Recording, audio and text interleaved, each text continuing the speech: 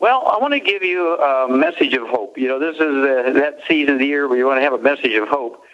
And the message is this. You, the listener here, you Americans have the capacity to flourish and survive. I just get so excited about the opportunity you have through Youngevity.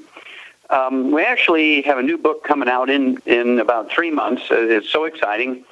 And this book goes into all the things that you can do to add 25 to 50 healthy years to your life. And even more importantly, I think, to add 25 to 50 healthy years to the life of your kids and your grandkids.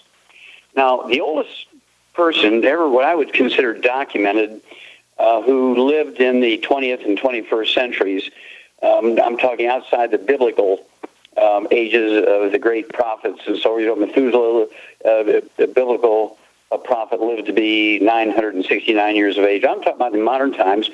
There's a guy by the name of Dr. Chong Li from Sichuan, China. He was born there. He died there. He was listed in his obituary in the New York Times in 1933 as being 256 years of age. Now you can say, come on, it had to be 3 generations of people. It couldn't be one guy. Well, according to the Chinese government, they gave him a certificate of authenticity of his age and his birth date every 50 years after the age of 100. And so this guy was watched by thousands of doctors over these periods of time. And so let's assume for the moment that is correct. Let's assume for the moment that's correct. 256 years when he died. In April of 1933, his obituary and his story was in the New York Times as being the oldest person in living history. Now, what would it be that made this guy live that long? Well, the Chinese are now legendary in modern times for having the greatest source of rare earths. Rare earths are extremely valuable. We know for the technology industry, things like cell phones and computers and all these little things, printed circuits and stuff that go into electronic devices. Rare earths are a big commodity, and China is blessed with the biggest supply on Earth. When you look at these rare earths, neodymium, praseodymium, europium, ytterbium, yttrium, these rare earths are all used in technological equipment. When you look at them being fed as supplements, as rare earths supplements, there's macro minerals, there's trace minerals, and then there's rare earths. When you look at the rare earths, the same ones that are used in technology for all kinds of electronic devices, double the lifespans of laboratory animals. Let's say you have a particular diet in little alfalfa pellets you feed to mice and rats and guinea pigs and hamsters and rabbits, and they live to be, say, a rabbit would live to be normally 8 years of age. Now you add the europium or the ytterbium to their diet, and they live to be 16 instead of 8. They live to be 16. Let's say this Dr. Lee was going to live to be 110, which is not unusual. There's a lot of people who live to be 110. But he lived in Sichuan, which is rich in these rare earths in the soil there, and he just happened to cut trees for wood or bought wood that grew in this soil. It was rich in rare earths. He then put the plant minerals, a.k.a. wood ashes, into the garden, and so his corn and his beans and peas and squash and tomatoes and okra and melons and pumpkins and sweet potatoes and onions that he grew, they were rich in these rare earths, and he ate them. It would double his lifespan to 220. Okay, so this isn't so outrageous when you think about what we have as proof in laboratory animals and what we have as proof now in human beings. When you look at the people who are the longest lived people on Earth, they live in places that are rich in these minerals. So, did Dr. Lee live to be 102? Did he live to be 110? Did he live to be 150? Did he live to be 200? Did he live to be 225 or 256? I don't know. But the Chinese government says he lived to be 256 years of age. Now, I don't know if they did that to encourage tourism to Sichuan and to the Sichuan recipes and so forth, but you got to put some credence to it because of the rare earth factor. I want you to get a hold of that book, Rare Earths Vin Cures. Rare Earths Vin Cures. It's a book that, we published in 1994. Dr. Milan and I published that book in 1994. It is probably the epitome. It is probably the final word on the nutritional knowledge of minerals and mineral deficiencies and what diseases you get when you're deficient in these minerals. That includes macro minerals like calcium and magnesium and zinc and copper, trace minerals like selenium and chromium and vanadium, and rare earths like ytterbium, yttrium. We're talking about europium, praseodymium, neodymium. I'm so excited about this. And we have all these products. We have our plant minerals, or plant-derived minerals, which has 77 of these minerals, including the ultra-trace minerals and the rare earths. We have the cherry mints. If you like it tasting a little sweeter, you can have cherry mints, which is a black cherry extract in there. And then we have the Healthy Start Pack. It has 245 nutrients in it. This is not your mother's V8. This is V115. It has 115 fruits and vegetables in there. 115, so it's V115. But it has all 90 essential nutrients in optimal amounts, 60 minerals, including all of the known rare earths and macro minerals and the minor minerals. Contact the Young Beauty Associates today and get a hold of that book, Rare Earths Been Cures, and get a hold of the book, Immortality, and get a hold of the Healthy Start Pack, 1 for 100 pounds of body weight. Contact your Young Beauty Associate today, and we'll be back after these messages. Okay, Doug, what pearls of wisdom do you have for us? Well, this story has a story behind it. One of my coworkers here at the radio station brought this to my attention, said, hey, I saw a story in a publication out of the UK called The Observer about a surgeon who carved his initials into somebody's liver. And I said, oh, what a great story. Doc will love that. So I did a Google search, and lo and behold, a whole bunch of stories popped up. Not just that one, but stories going back 10, 12 years of surgeons doing similar type things where they either carved or branded their initials or something into somebody's skin or into an organ or something. I thought, how nutty is that? So this is a story that comes out of the UK.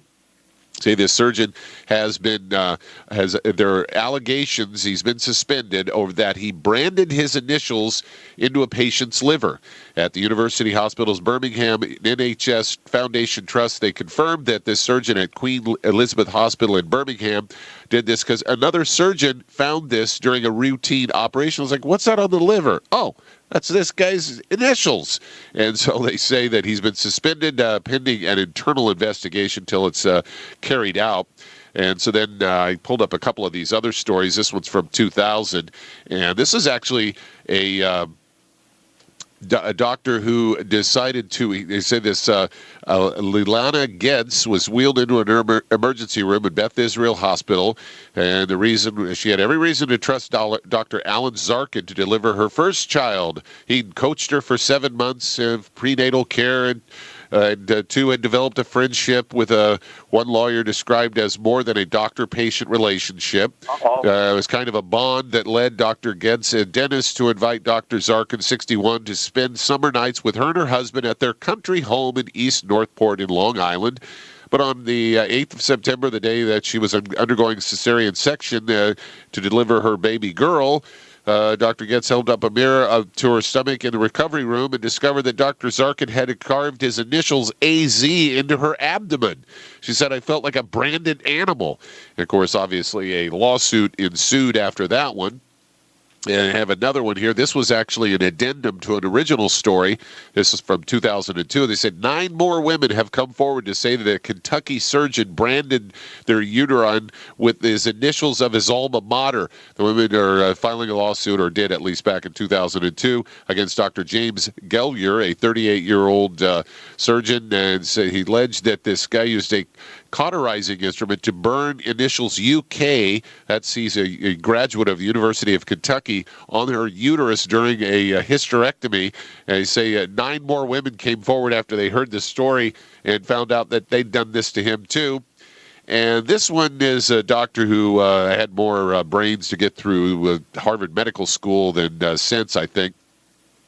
During an operation back in 2002, he kept repeatedly asking the nurses if his check had come in. Finally, when one of the nurses said the check had come in, he was actually performing orthopedic surgery on a patient. He was fusing or welding together vertebrae, which is a day-long surgery. And, oh, guess what? During the surgery, he decided to leave the patient split open and leave the hospital for about a half an hour so he could go cash his paycheck. Well, now, there's the doctor you want working on you. Well, this is typical, unfortunately. 15 million people in America each year. This is a yearly figure, Doug. 15 million. This according to the Center for Disease Control and the Journal of the American Medical Association. And this came out February 5th, 2007. Each year in America, Medical doctors kill, injure, and infect 15 million of their customers at the workplace. 15 million! Well, what can I say? Stay away from the doctors. Get a hold of that trilogy of books, Let's Play Doctor, Let's Be Herbal Doctor, and the Passport Aromatherapy. Take care of yourself. Avoid being branded by your doctor. We'll be back with Dead Doctors Don't Lie after these messages. Okay, Doug, let's go to callers. Let's head to Alabama. And Anthony, you're on with Dr. Wallach. Well, Anthony, you're on the air. Hey, Doc. How you doing? Okay, sir. How can I help you? I've got a toothache problem, and I know you talked about colloidal silver, putting colloidal silver on it. Okay, well, toothache, obviously, if you have an abscessed tooth, you have some infections around the roots of the tooth, gingivitis, pyorrhea, you can use colloidal silver. But also, you can use some of our aromatherapy oils around the tooth with a Q-tip to actually reduce some of the pain and swelling. And, of course, we're talking about cinnamon and that kind of stuff. Okay? Just put a few drops on a Q-tip, put it around the tooth, and you can actually, there's 3 or 4 of them, and my favorite is the cinnamon. It actually has an anesthetic effect. And then I would go ahead and take the Killer Biotic also. I'd take 3 of those 3 times a day if you have an active infection around a tooth or abscessed tooth. If you have a chronic thing like receding gums or pyorrhea, I'd go ahead and take 3 twice a day. I take 3 twice a day of the Killer Biotic just for kicks because I'm on an airplane and people cough and hack all the time. So I kind of try anything chronic, and I like that Killer Biotic. It has a blend of 8 herbs in it, all of which support the immune system, and 2 of them actually has the ability to kill bugs.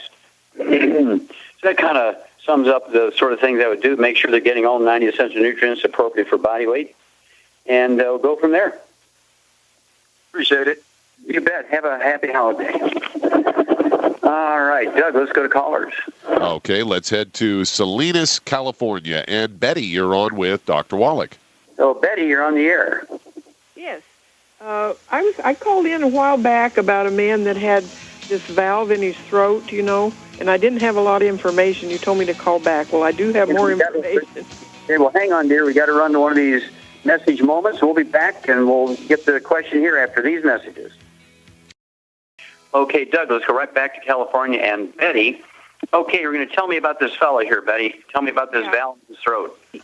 He had a radiation in 2007, and it damaged the valve in his trough, or in the throat. And it took 5 years for it to take effect. Stop. Why did he have radiation? Did he have throat cancer or thyroid cancer or what? Cancer in the jaw there somewhere. Okay. And he has a pacemaker, but the battery was replaced about 6 months ago. He's being fed now through a tube in his stomach. He's 6'1" and weighs 170 pounds. And they have him on that's glucan 1.2. Okay, I'm missing something. What is it? What's the question? How can I help this guy? Well, he wants to get off of the being fed through the stomach. He wants to be able to eat again if he can. Okay. Well, I can't make a comment on it because I don't know exactly what surgery they did and what damage is in there, whether they actually even have a hole anymore for food to get down. Can he drink water orally? I didn't know about that.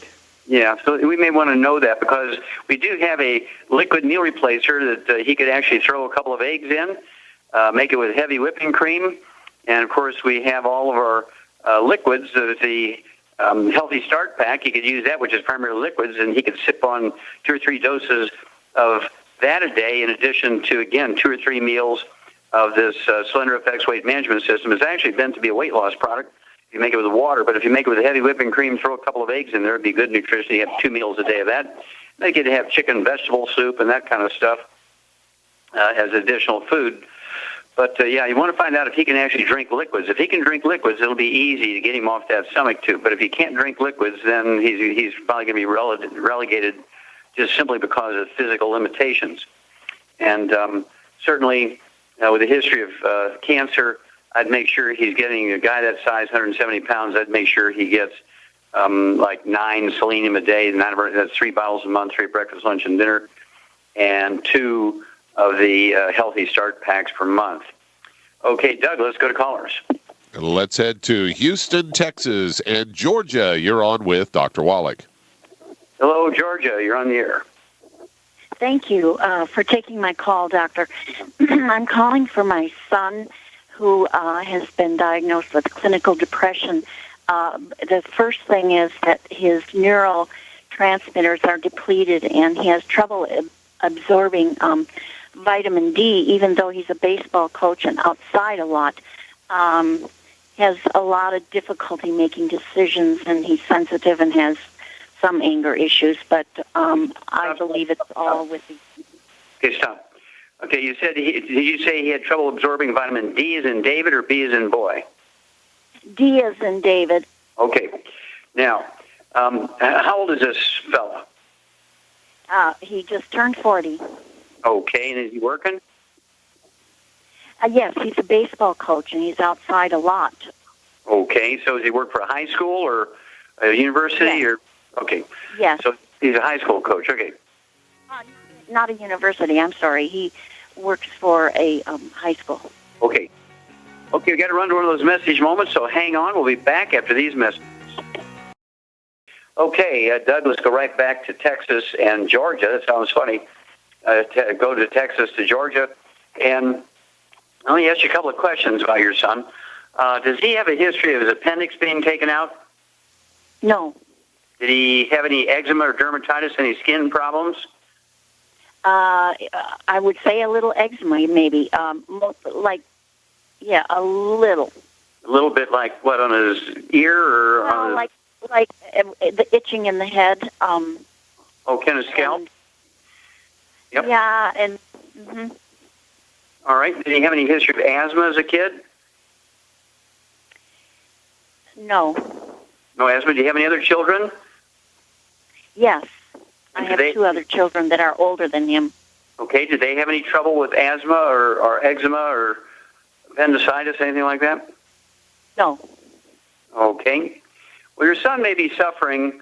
His basic root problem might be a gluten intolerance because he has this eczema. A dry skin eczema is one of those little bell ringers that says you might have a gluten intolerance. So, Shar, are you there? I am here. Okay.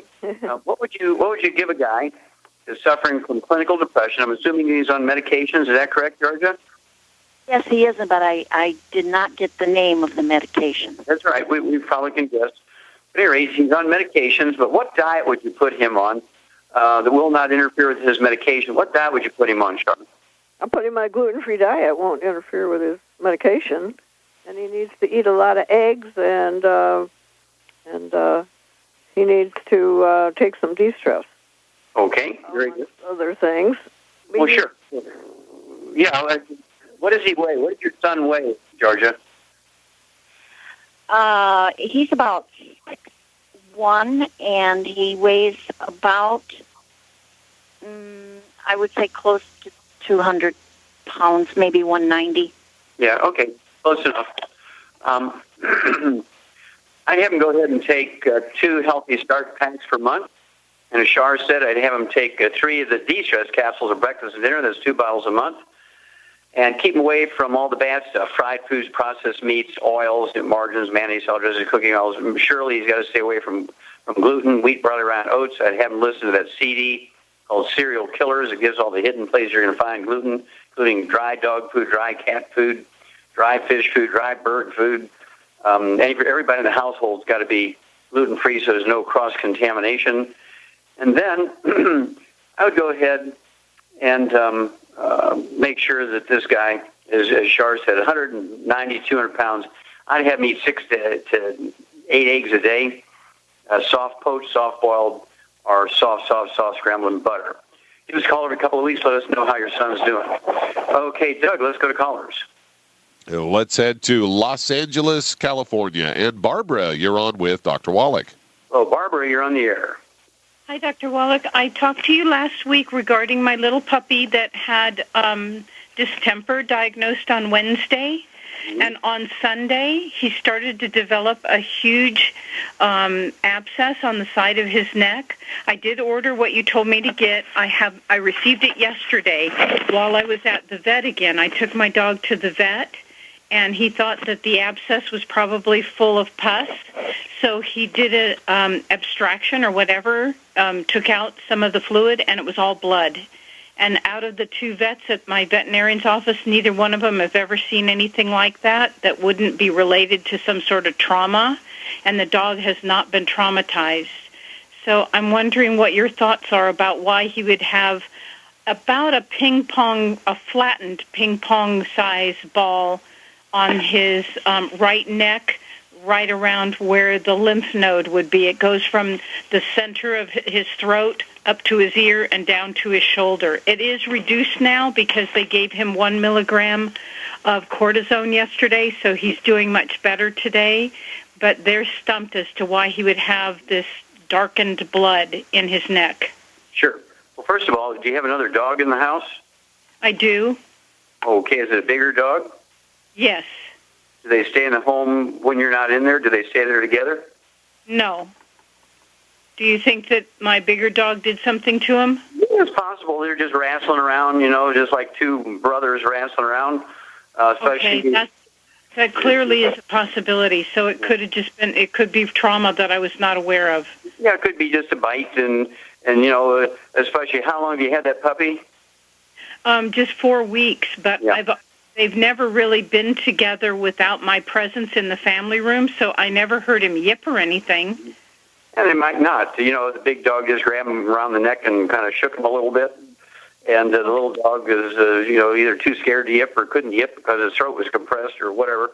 And especially, how long have you had the big dog? 11, 12 years. Yeah. So she's older.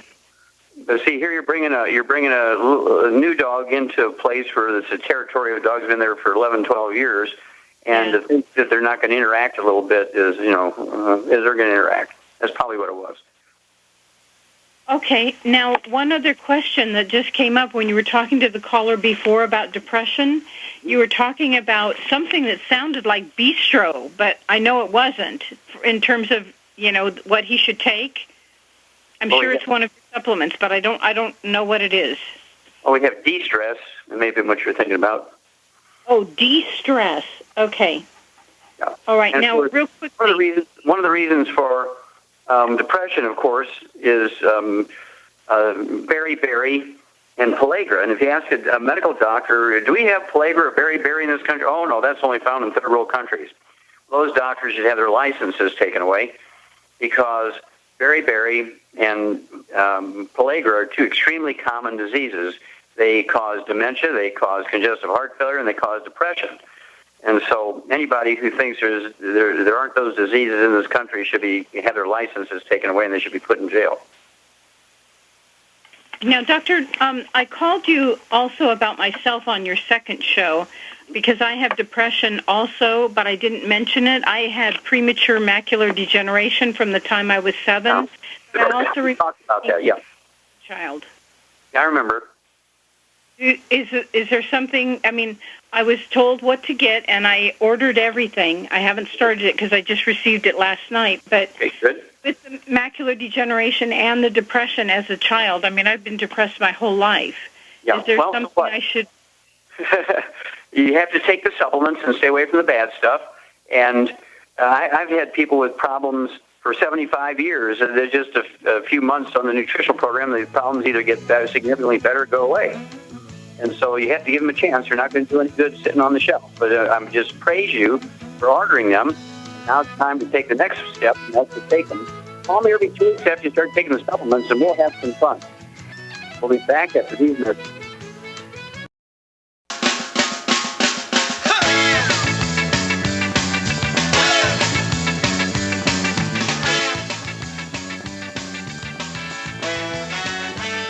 We're back with Dead Doctors Don't Lie on the ZBS Radio Network. Dr. Joel Wallach here for Youngevity and United for Life Crusade. And Doug, let's go to callers. Let's head to Amber in Upland, California. You're on with Dr. Wallach. Well, Amber, you're on the air. Hi, how are you? Okay, how can I help you? So I was referred to you guys by my brother, and I've been dealing with I've just had several issues from strep throat. That's kind of gone away. Lately I have, for maybe the last 2 months, I've been having difficulty breathing. And so Wait a minute. I had... Is this yourself or your brother? This is for me. Okay. Okay, so you have strep throat, difficult breathing. Now, would you be classed as having asthma? Well, that's the thing. I had allergies. My allergies got really bad to where I ended up having a lung infection. And this happened within the time span of about a month, to where the lung infection ended up turning into asthma, where I couldn't breathe. So they gave me inhalers. The inhalers still aren't really, I was using them for a little while. They still weren't even really helping. Antibiotics and everything to try to... Stop. We only got a few minutes here, so I need to ask you some quick questions. How much do you weigh here, Amber? About 135. Okay, do you have any skin issues? Yes, acne. Acne? Okay. Yes. Do you have children? One. And does that child have any asthma or skin issues? Allergies, just like basically like the same allergies that I have, like seasonal. Okay, Shar? Yes, classic gluten intolerance. There you go. No wheat, barley, rye, or oats.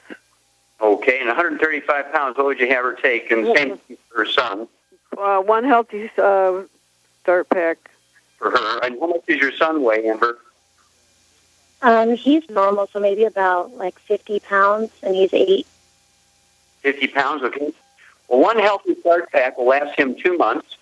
One healthy start pack will last you 1 month. I would get an extra bottle of the large bottle of the EFAs, and you take 2 extra EFAs a day and give him an extra EFA, 1 extra EFA a day.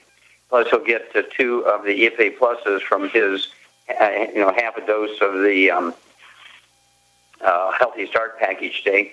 And then you, and as Shar said, you and your whole family, the dog and the cat and the bird and anybody in the household, mother-in-law, father, other brothers and sisters, everybody's got to be gluten-free. I mean, absolutely drop dead because of cross-contamination in the washer and dryer, food preparation services, on the bed, on the couch, and the rugs.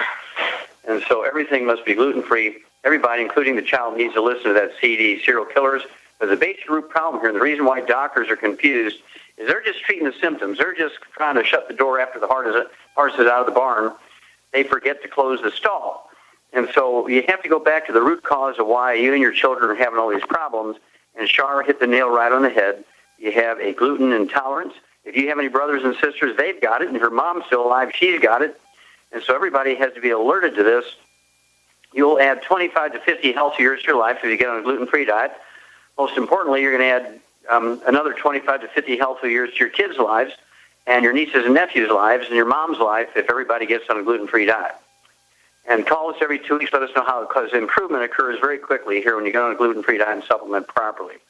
And we only have a moment left. Now, Shar, what advice would you give? You only have a minute left. What advice would you give to people out there to have a better life?